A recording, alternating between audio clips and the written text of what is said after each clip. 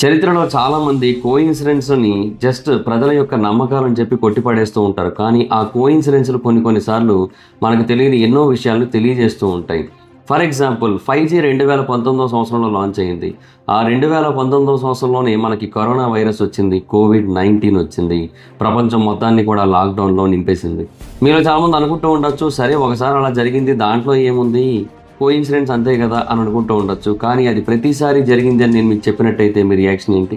4G ఎప్పుడు launch అయిందో తెలుసా? 2009లో లాంచ్ అయింది. అదే 2009లో స్వైన్ ఫ్లూ వచ్చింది. 3G ఎప్పుడు లాంచ్ అయిందో తెలుసా? 1998లో. అండ్ ఇన్‌ఫ్లుయెన్జా వైరస్ కూడా 1998లోనే వచ్చింది.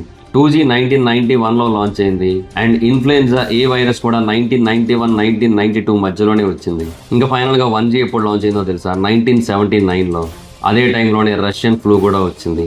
అంటే దీన్ని బట్టి మనం అర్థం చేసుకోవాల్సిన విషయం ఏంటంటే, మనం టెక్నాలజీని పెంచుకుంటూ వచ్చిన కొద్దీ 1G, 2G, 3G అని నంబర్స్ పెరుగుతూ వచ్చిన కొద్దీ ఎలక్ట్రోమాగ్నెటిక్ ఫీల్డ్ యొక్క కెపాసిటీని, రేంజ్‌ని మనం పెంచుకుంటూ వచ్చిన కొద్దీ మన యొక్క బ్రీతింగ్ సిస్టమ్‌లో కొన్ని మార్పులు జరుగుతున్నాయి. మన శరీరంలో కొన్ని మార్పులు జరుగుతున్నాయి. అండ్ దాని కారణంగా ఒక కొత్త వైరస్ అయితే పుడుతోంది ప్రతిసారి కూడా.